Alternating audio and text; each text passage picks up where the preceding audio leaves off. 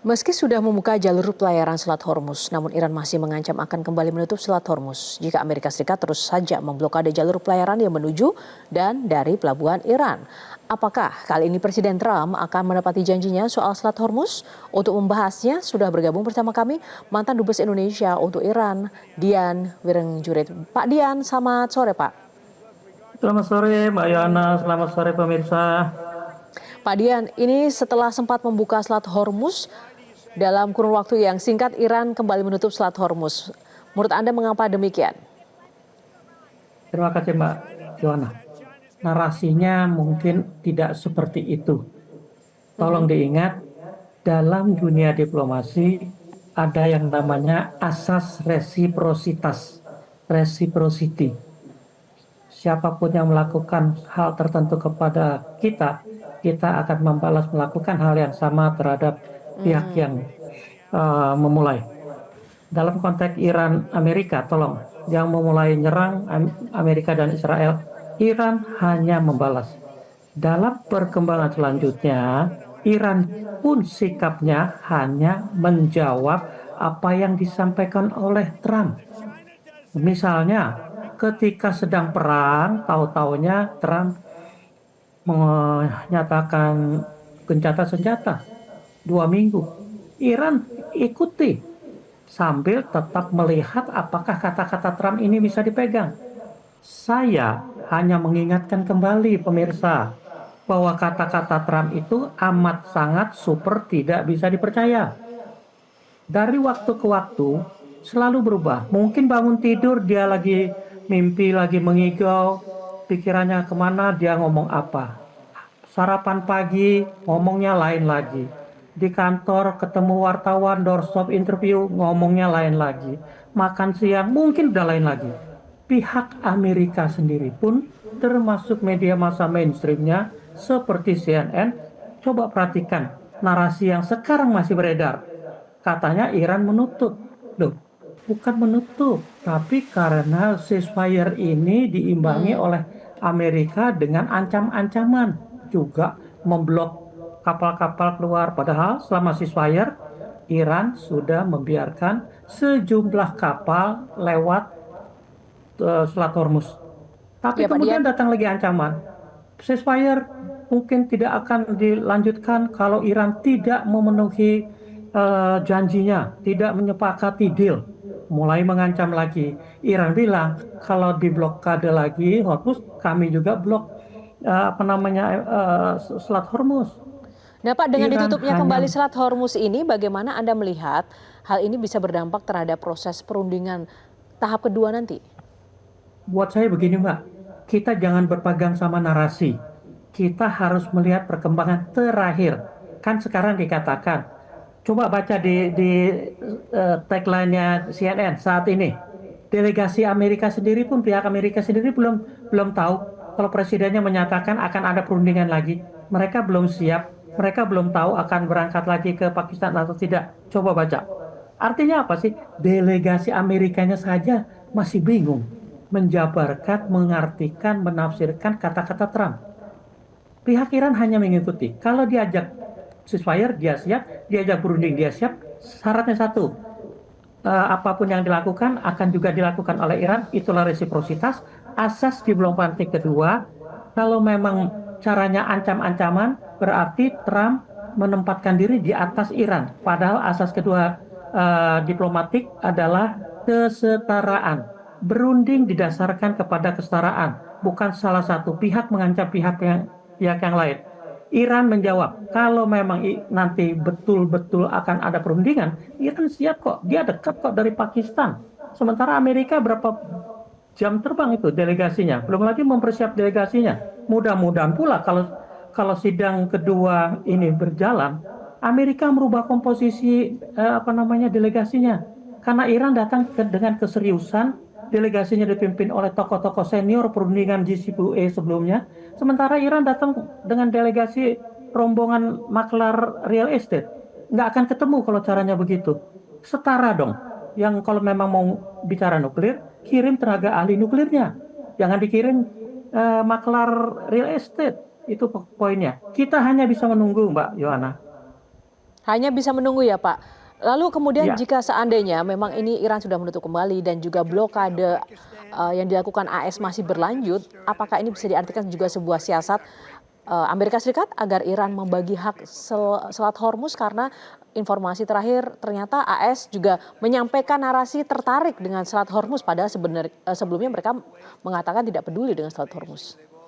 Mbak, kalau kalau bicara tentang teritorial, Mbak, tidak ada teritorial negara manapun yang akan dinegosiasikan demi kepentingan negara lain itu.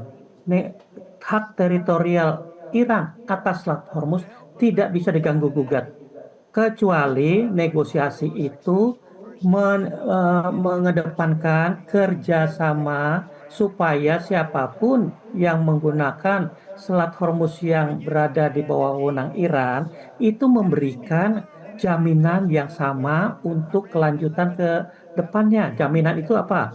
Kestabilan. Jaminan itu apa? Tidak adanya saling mengancam, misalnya. Nah, sekarang saja kita masih belum tahu apakah perundingan babak kedua akan berlangsung. Trump sudah bilang, kami akan blokade lagi kalau Iran tidak menyepakati deal 100% sesuai transaksi yang disampaikan. Buat saya ancaman-ancaman ini sama sekali tidak ada artinya. Saya nggak tahu. Mudah-mudahan Trump kali ini selain mengirim delegasi, kalau benar memang akan ada perundingan kedua, buat saya ya mungkin obatnya Trump diagnosanya tepat nih, jadi nggak salah obat. Iya, Pak, Trump memang mengancam jika perundingan kedua tidak tercapai, ia akan melakukan pengeboman terhadap Iran kembali. Terlepas dari bahwa ada opsi tidak percaya terhadap Amerika, seandainya memang itu dilakukan Trump, seberapa besar possibility itu akan terjadi dan apakah Iran akan cukup kuat untuk kemudian bertahan begitu atau mungkin membalas serangan Amerika Terima, dengan situasi yang terima sudah kasih, berjalan sampai dengan detik ini? terima kasih Mbak Yohana. Apapun yang dilakukan Amerika pasti dijawab oleh Iran dengan setimpal. Artinya apa? Kalau cuma mengancam, Iran juga bisa mengancam. Kalau cuma membuka Selat Hormuz, Iran juga sudah membuka Selat Hormuz. Sejumlah kapal juga dibiarkan. Tapi kalau sekarang ditanya akan menyerang kembali Iran, rasanya Iran akan jauh lebih siap daripada dua perang sebelumnya, yaitu perang tahun lalu dan perang yang barusan ditunda karena uh, gencatan senjata yang diajukan Trump. Iran tidak pernah melakukan hal yang melanggar hukum internasional pertama kali. Yang melakukan adalah Amerika. Jadi Iran hanya menjawab. Juga seperti pertanyaan ini, apakah Iran mampu menjawab? Buat saya sangat mampu dan sudah terbukti di perang 12 hari dan perang yang 4-5 minggu terakhir ini kan terbukti Amerika kocar-kacir. Apalagi tadi diberitakan akan mengancam meninggalkan NATO. Tanpa meninggalkan NATO aja NATO udah meninggalkan Trump kok. Kalau mau mengancam NATO meninggalkan, kenapa nggak keluar-keluar sih? Sementara tolong ditanya negara Arab, apa mereka happy dengan menjadi anteknya Amerika? Saya yakin tidak ada yang happy menjadi anteknya Amerika di bawah Trump. Jadi cepat atau lambat Trump juga mungkin selesai dan perang juga tidak lama-lama. Iya Pak, tapi di satu sisi memang salah satu langkah yang dilakukan oleh Amerika Serikat melalui Donald Trump adalah dengan cyber. Dan lagi-lagi Ya. kemudian yang terakhir juga berbohong kembali ini Amerika soal uranium. Trump menyebut Iran siap memberikan uraniumnya. Namun hal ini pun juga sudah dibantah oleh Iran. Mengapa Trump kemudian kembali membahas uranium? Mbak Yohana, para pemirsa tolong, inti dari semua permasalahan konflik Iran ini dengan Amerika adalah masalah program nuklir yang dicurigai membuat senjata nuklir. Tolong diingat, ini buktinya bahwa Trump itu nggak ngerti hukum internasional. Ada yang namanya Non-Proliferation Treaty, memberikan hak kepada semua negara anggotanya mengembangkan tenaga nuklir. Kalau mengembangkan tenaga nuklir itu, buat saya begini Mbak analoginya. Kalau kita punya pabrik mobil, pabrik truk, kita bikin pabrik truk. Kalau truk itu digunakan untuk mengangkut pasir buat pembangunan, itu untuk kebutuhan sipil. Kalau truk itu kemudian dipersenjatai, itu jadi truk militer. Program nuklir juga seperti itu. Kalau tidak diganggu juga seperti ini, Iran juga tidak membuat apa-apa kok. Kan IAEA sudah membuktikan. Dirjennya menyatakan tidak ada bukti Iran mengembangkan senjata nuklir. Kok sekarang malah Amerika yang menyatakan Iran tetap membuat senjata nuklir dan sekarang akan embargo semua kegiatan nuklir Iran tidak boleh. Wah, itu kan sama sekali ya nggak tahu ya sekolahnya di mana itu kalau nggak belajar gitu loh. Ya, Pak, tadi Anda juga mengatakan bahwa sekutu Amerika sendiri juga tidak happy dengan apa yang terjadi saat ini, termasuk negara-negara Teluk maupun juga NATO sendiri. Lalu kenapa mereka tidak kemudian segera saja untuk mengambil langkah cepat untuk kemudian menyelesaikan dan mendesak Amerika untuk segera tidak melakukan tekanan-tekanan yang tidak perlu? Karena dalam konteks ini memang semua sepakat bahwa mereka tidak memulai dan tidak mendukung Amerika untuk memulai perang ini. Buat saya Mbak, selain maaf ya, ini kenyataan kok. Selain sakit jiwa, rupanya telinganya Trump juga ada gangguan tuh, nggak mau mendengar teman sendiri, tidak mempercayai lagi teman-temannya. Buat saya NATO itu sudah berpuluhan tahun menjaga kestabilan Eropa, itu tanpa Amerika pun rasanya mampu. Karena yang namanya Rusia sudah berbeda, yang namanya Jerman sudah berbeda, artinya sudah tidak ada lagi apa namanya ancaman-ancaman seperti yang dilakukan oleh Trump sekarang ini terhadap siapapun yang dia tidak sukai. Buat saya, kalau boleh menghimbau negara-negara NATO keluar aja, nggak usah pakai basa-basi lagi. Kalau boleh saya menghimbau ke negara Arab, tinggalkan yang namanya Amerika, bongkar semua pangkalannya. Timur Tengah akan kembali stabil seperti sebelum ada perang Israel Iran ini. Nah, Israel, Bapak Amerika dan Iran yang ini. juga sempat terlibat di ranah diplomasi dengan negara-negara internasional seperti itu. Pertanyaannya tadi Pak, kenapa mereka tidak segera melakukan itu? Memangnya sekuat apa Bukan, Amerika dibandingkan dengan bukan, koalisi negara-negara sekutunya tanpa Amerika itu bukan. sendiri? Mbak, begini, sebuah organisasi seperti NATO, kalau dia menerima anggota, akan diteliti dulu siapa anggotanya. Kalau ada anggota yang mau keluar, juga akan dipertimbangkan kenapa alasannya. Kalau alasannya dapat diterima, atau yang pasti ke NATO akan mempertimbangkan mengeluarkan orang kalau ada negara anggotanya yang memang meminta. Sekarang Trump mengancam-ancam tidak butuh NATO, apakah dia meminta untuk keluar dari NATO? Dia tidak akan berani karena dia tahu mitra NATO ini sudah bersama-sama dia, misalnya ketika mengusir Saddam Hussein dari Kuwait. Waktu sudah Saddam Hussein beberapa saat menginvasi Kuwait, dikerahkan koalisi termasuk negara-negara NATO. Amerika lupa bahwa ketika mengatasi masalah Afghanistan dengan International Stabilization Force, itu NATO pun dikerahkan untuk menghadapi Taliban. Tapi tiba-tiba Amerika karena ada pertimbangan lain mau berunding sama Taliban dan keluar dari Taliban. NATO selalu membantu Amerika. Tapi dalam hal ini NATO menggunakan akal sehat.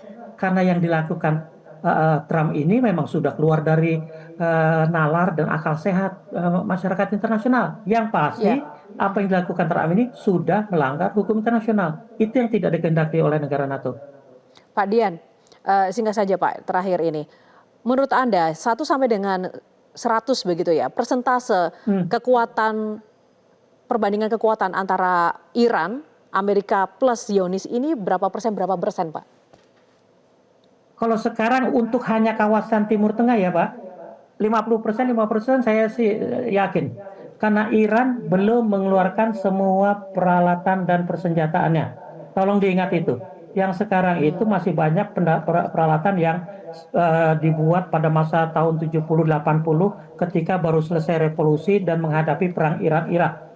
Sekarang Iran sudah punya persenjataan yang bisa mengembangi. Buat saya 50%, 50%. Baik, Pak Dian terima kasih sebelumnya untuk ulasannya dan waktunya bersama Metro hari ini. Kita akan menunggu bagaimana negosiasi kedua apakah akan tetap berjalan atau tidak. Terima kasih Pak Dian. Salam sehat selalu. Jelajahi cara baru mendapatkan informasi. Download Metro TV Extend sekarang.